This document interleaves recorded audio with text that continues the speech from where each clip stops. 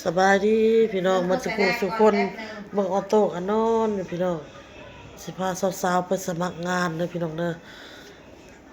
ไปสมัครงานพี่น้องแล้วแต่งหน้าแล้วเลยรอสาวๆพี่น้องอ้นก็สาวๆก็ยังแต่งเนื้อแต่งตัวนะพี่น้องเนาะไปก่อนเบิ่งเด้อเด้อเอา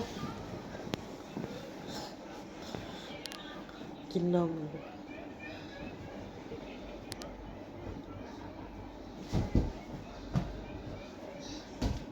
ปีเออเออ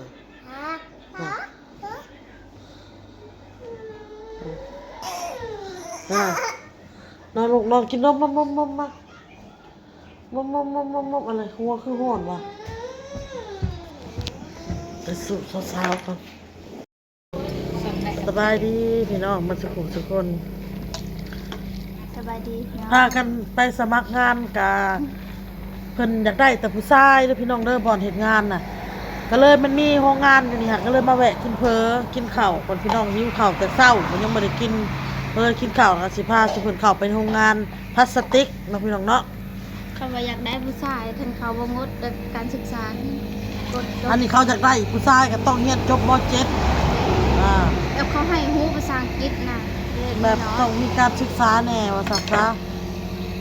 บัดนี้ต้องทำเรียนจบแต่ม.3 ม.4 น้องเพิ่นนี่ก็ม.4 แต่เพิ่นก็ให้ม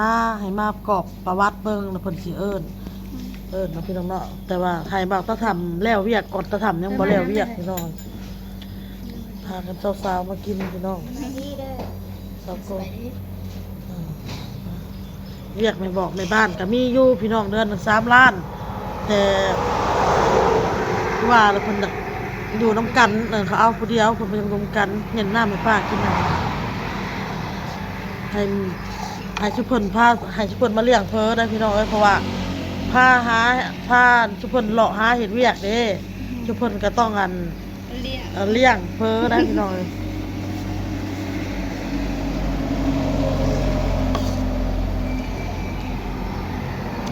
สั่งเพิ่นอยู่พี่น้องยังบ่ได้เนาะกับหนึ่งมากะอยู่ร้านอาหารปานีดพี่น้องร้านอาหารปานีดนั่นมื้อแลงเพิ่นสิโทรมาเพิ่นสิให้คำตอบว่าสิเอาบ่หรือบ่เอาเนาะพี่น้องเบิ่งนี่แหละ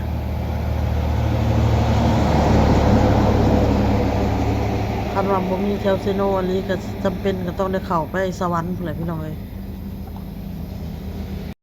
แล้วพี่น้องเฟอแซ่บแซ่บหั่นตู่พี่น้องเอ้ยนี่แหละภายกายมากายกะแวะเด้อพี่น้องเด้อแซ่บอันนี้ได้พี่น้องเอ้ยนี่แหละก้อยน้องโกมนี่นะพี่น้องก้อยน้องโกมก้อยน้องซิมกะเปียกทานกะเปียกเด้อพี่น้องเด้อเปิดได้เลยคนชุดตายมาทีหลังดังกว่าเด้กูย่างมาน้ำหลังหมู่เลยกูได้ก่อนหมู่ว่ามันขึ้นกับผู้สร้างนะ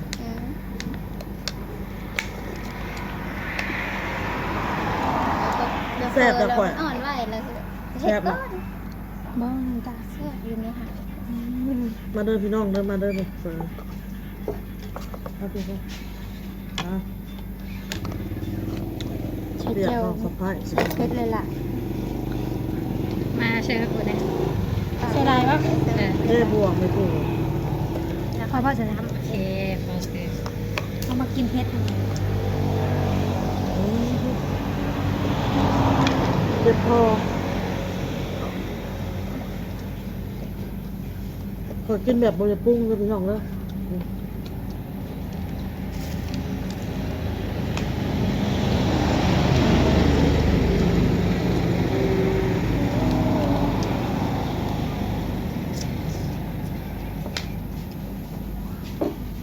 เพราะว่ามันแซ่บเนาะ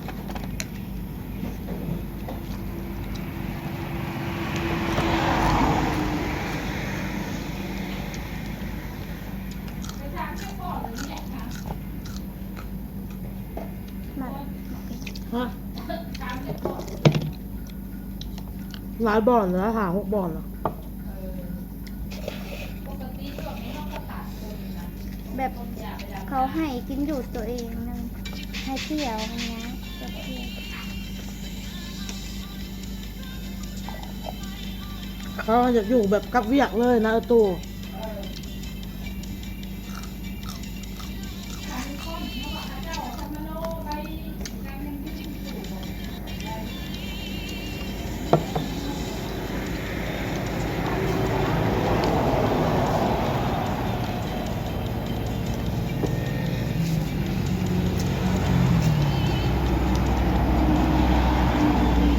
เพราะขี่รถโง่คุณโง่พี่กลับไปกลับมาอยู่ตู่เลย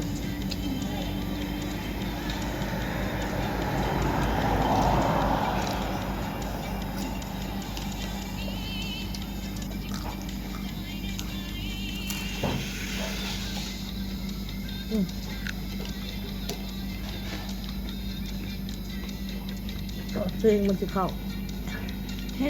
เพลง คุณจะเปิด มันประเภทหรอกเพลงมันจะเข้าอ่ะเพชรเพชรคือกันแล้วนี่ก็ได้เพชรอวบ เข้าใจละ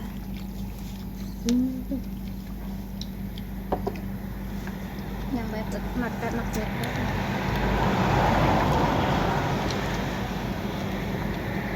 ดูดีดี เอายัง บอกให้ทาน เพชร แซ่บคนนี้มัน ฮะ ลูกบอกเอากะปิอีกป่ะ แซ่บมาก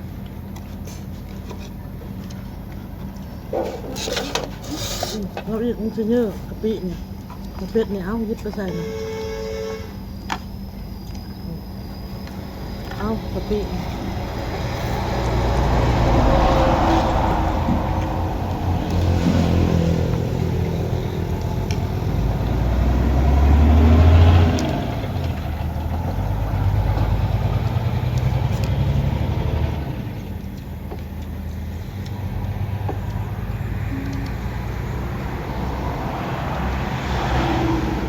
เมื่อไม่น้อยจะเปิด เพชรแล้ว มาเฮ็ดเม็ด เจ้าใส่หมกเพชรจับหมกเพชรเจ้าแห้งเพชรแล้วโอ้ยมันโอ้ยใช่หรอคอยน้ำเพชร เมื่อไม่น้อยจะเพ็ด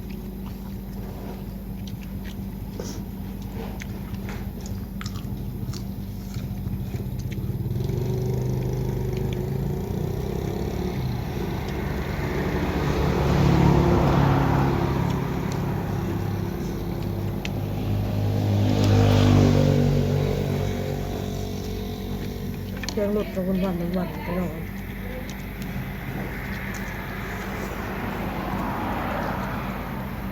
ี่บ้านไม่ต้องเอานี่มาของขายที่วันนี้นอก แล้วเมื่อแบบแบบมันแบบคล้ายๆขนมจุดนี้ด้วยคนในบ้าน เหรอมาจะทำเรียกสมัครเรียกเผ็ดและเซโน่นี่ล่ะมันหักยังบ่ได้เรียกจะลองไปถามบ่ท่านนะ ไอ้ลูกเนี่ย ถามมาเขาจะได้ผู้ชาย เข้าโรงงานจ้ะโรงงานเรียกเขาก่อน แล้วจะไปถามเบิ่งเลย โรงงานทุกอย่างเขาก็เขานะเขาบอกว่า เขาจะเอาแต่ผู้ชาย เขาว่าเขาต้องเอานะเพราะว่าคนเมื่อดำนาคนใช่จะไปรับจ้างดำนาอึดช่างเด้เวียบอกเมื่อ1-2 แสนเออ ตอนน้ำหน้าดำเป็นตัน200,000 เดือนหนึ่งก็6 ล้าน จดเบอร์โทรนะให้แน่ เขาไปดำตลอดเดี๋ยว คือถามมาเลยคือท้ายรับจ้างน้ำหน้าเขาจะไปดำ อยู่รักษาเพื่อนอยากหาจักเจ้าจักมันได คนมันบอกหน้าคนเนี่ยมัน ว่า คนไปยังดำหน้าหน้าเนี่ยจักหน้ามันไม่ใช่เราทางใน ดำหน้ากับวันแสนตาย เซน2 แสนมันหายนะโลกาละมัน3,000เหมือนว่ามันสิแล้วยัดใส่เท้ามันละ200เต็งยังได้มื้อ2 แสนเท่าอีกมันสิบ่ได้มื้อละ5 แสนก็บ่มัน3,000แม่นแหละ แต่กี้นะเองมาได้ร้อยมันจะได้3 แสนเขาได้มื้อ100ปลายมัน3 แสนปลายเองมาได้อยู่ได้200ดำในมื้อ2 แสนไม่ว่าใครอยากดำเป็นมันก็ดำมันก็3,000มันก็ลบก็3,000ดำก็3,000ดำเป็นมัน2 แสน เอาเป็นหมักแล้วเนาะครู เอาเป็นมันและดำก็มันจะได้ดำ หมัก3,000 เดียวบดใด 3,000 มัน 5,000คือ ดำก็มัน3,000นะ ลงไหน เออ ลงไหนทีแหละแล้วอยู่เด้อมาสบายไปโลด เพิ่นจื้อเด้อ จืดเนาะ อ้อ คุณสามารถโลดเนาะ นั่น มันนิ่มเลย เพิ่น จื จื้อ ดบ่ลูก จื้อแล้วเนาะ นิ่มเลย มากับผู้บ่าว ถ้าบดดีว่าสิลงไปเอาน้ำไปเผาลูกสิเอาน้ำไปเผาว่าเขาสิลงจะดีแห้งมีแต่มันบกลวด เฮ็ด ลวดแล้วบกเผาบ่เคยบุกนี่แต่ว่างานนี้เผาโอ้ยแหล่ มันเป็นที่เขาต้องใช้เวลาไม่เสื้อโอ้จะเกิดเหตุ มันมีไปเป็นด้านเชื่อมบ่เผานี่ กินแล้วห่อแล้วแห้ง ไปเราไปเที่ยวไม่รู้ มันก็ได้ไม่บักอันนั้นไม่บักวันลงได้มันก็จะถึงยันเป็นยันลงไปสมุนเลยโอ้ยเด็กข้าวก็แตกก็แตก นอนก็ความเอาสิ้นแล้วความ นิยมมากัน วันนี้กล้าไม่ได้นี่กล้ามัน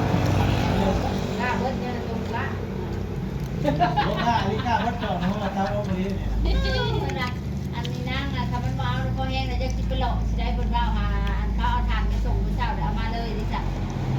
มันว้าวให้ลูกจะได้อันว่าโอ้กูก็ต่อเงินหามาจีบกูบอกให้ตะพี่ต้มสงสัยเด้อหากันเอามันนั่น475,000แล้วกูให้470,000ลูกหาบัตรกี้ เขาขายเท่าไรก็ทานนะ สองสมา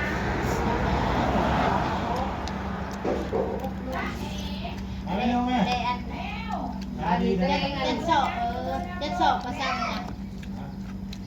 ทานเองเอาเบิดซักเพื่ออะไรแต่ตัวเอาหายน้องหาย เพราะว่ามันมาเจ็ดศอกอันนั้น มือหนึ่งโอ้มือหนึ่งซองกระเป๋าเลยนะซองเปล่าไฟซองเปล่ามือได้ทานก็ไม่เอาเขาเอาช้างแม่มือได้ทานก้าแน่ก็ซองเปล่าเขาลงทุนได้เบิดได้เปล่าหนึ่งก็แรกนี่ก็ตอบเปล่าที่ซองเลย มาแล้วเข้าไปยังไงโอ้ยจะแม่เจ๊ตั้งหัวนะ ของไว้เขาอัน ได้ลงเจ๊ ไปแล้วเป็นน้องเข้มเนี่ยพ่อเข้มหนาสบายดีพี่น้องบาย น่า